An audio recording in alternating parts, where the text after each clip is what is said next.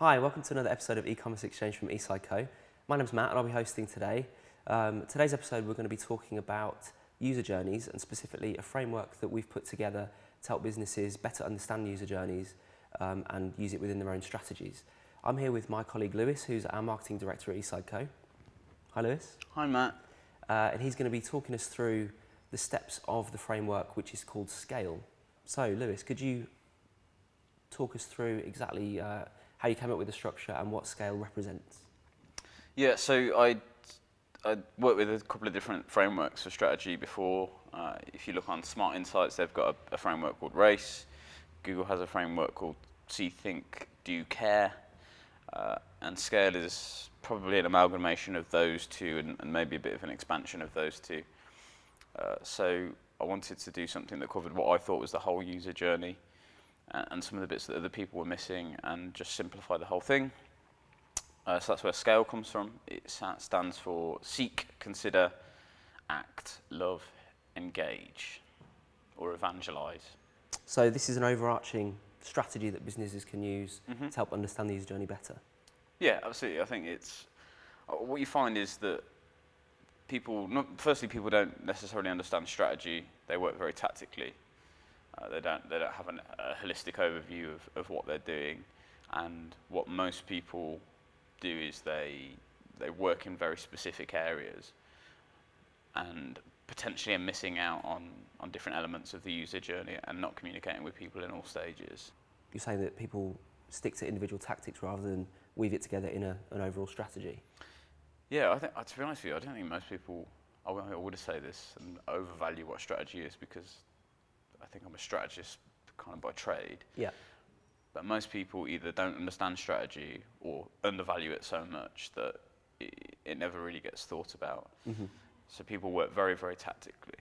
So the difference between the two is tactics sit within strategy. So you could have tactics that work across multiple elements of the user journey in slightly different ways, but the strategy weaves all of those things together and makes them work seamlessly. So you tend to get exponentially better results by thinking strategically and ensuring all of those tactics are working together rather than just thinking on a tactic by tactic basis. Mm-hmm. So your strategy and the principles of your strategy remain fairly similar throughout the process, i.e. you're always working within all of those stages of the customer journey, and you adjust the tactics as you go through to make them more personalised to the type of behaviour that's expected within any element of the customer journey.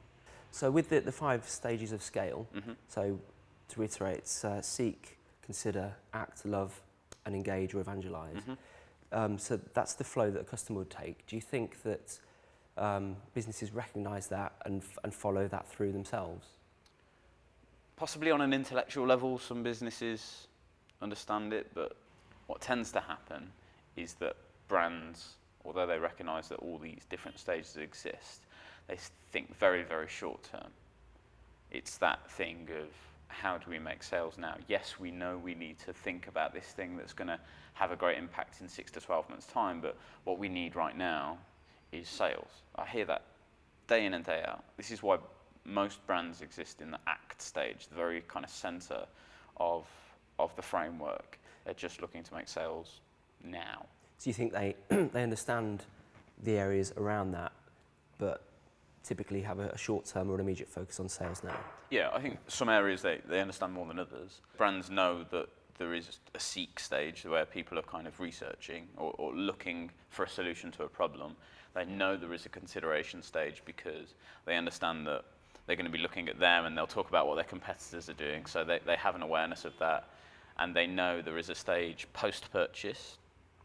I think the very end of the framework, the engage or evangelize bit, is probably less understood. It's all about turning people from customers into advocates of a brand as opposed to just being, that's where real loyalty happens, I think, is right at the end of the customer journey, creating VIPs.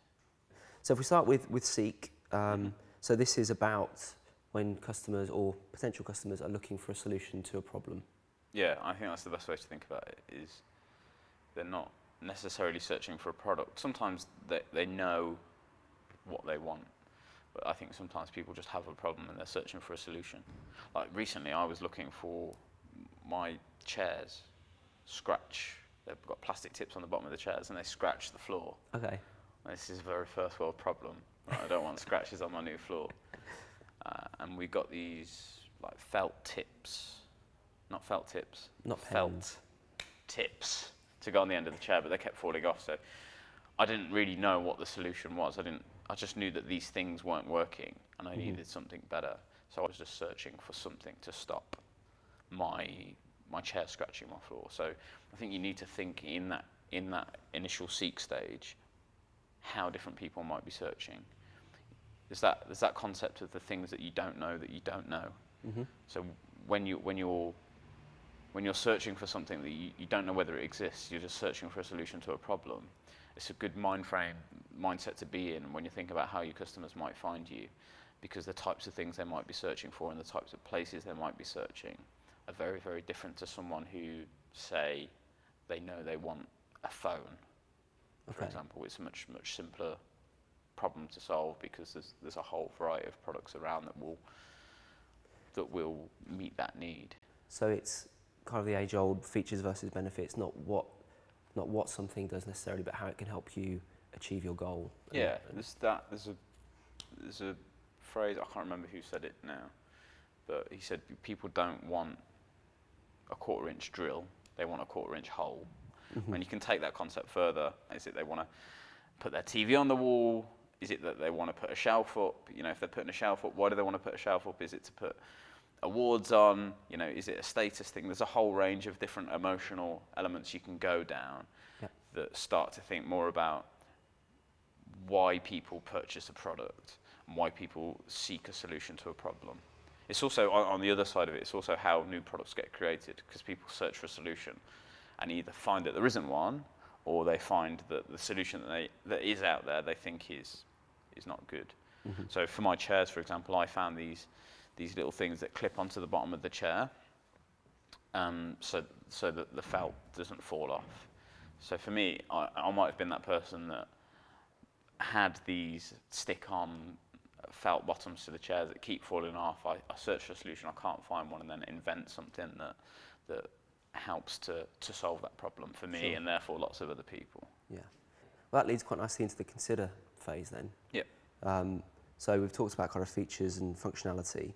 So when customers are then considering a potential kind of relationship or someone to buy from, mm-hmm. what do you think that they are actually considering beyond the features and the functionality?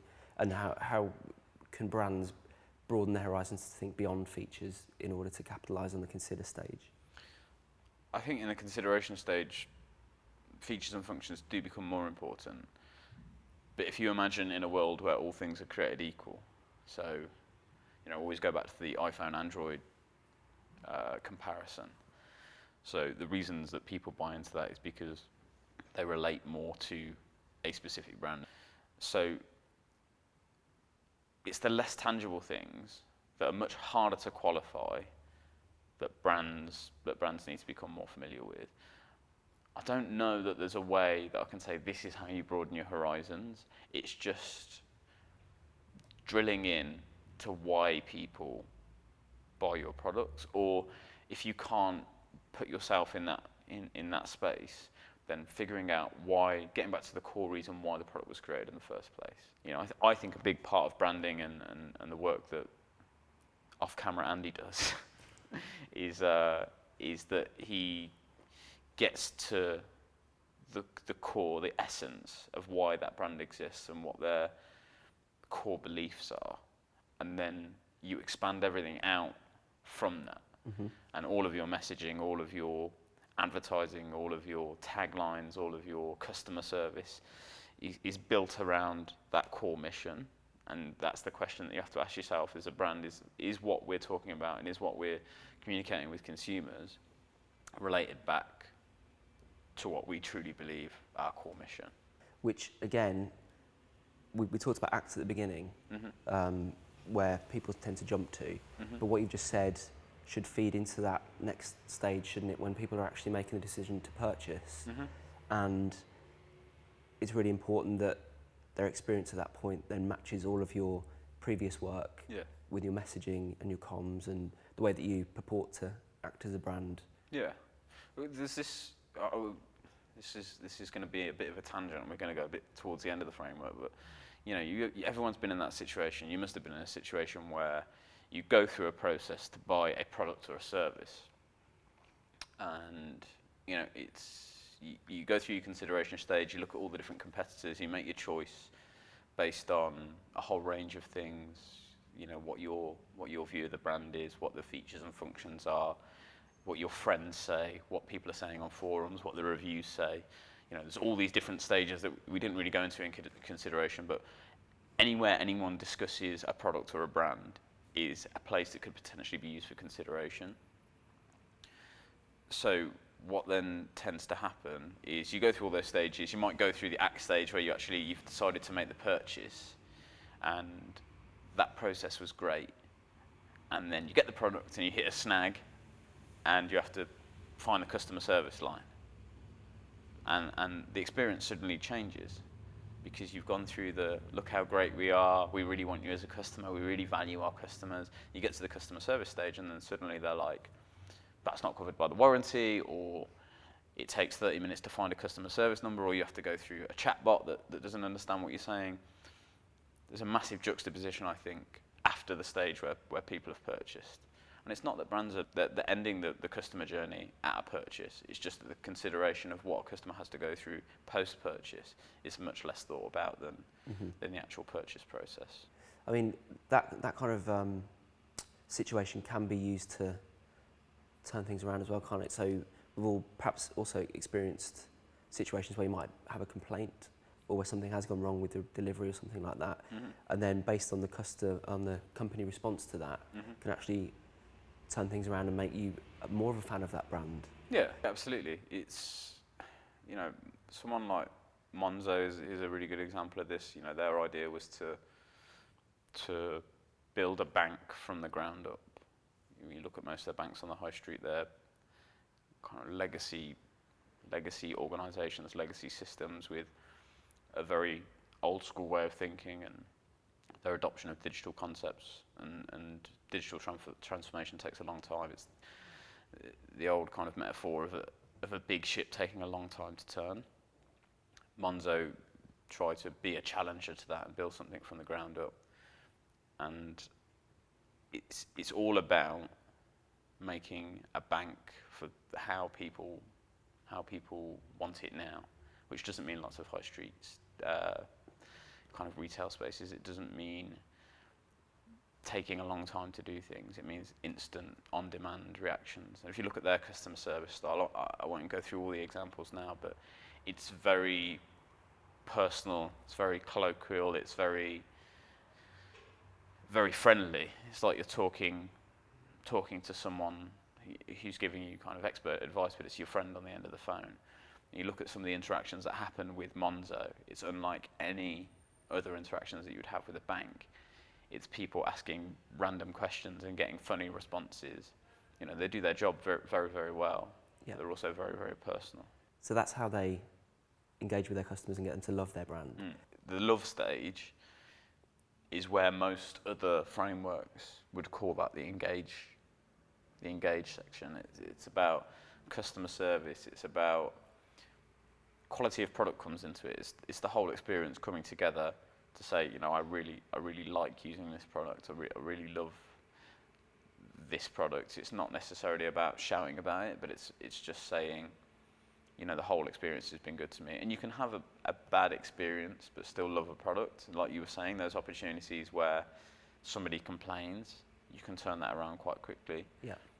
If you stick by that kind of core mission of what the brand is aiming to do, and your core aim is to deliver quality to customers. So love has to take into account everything.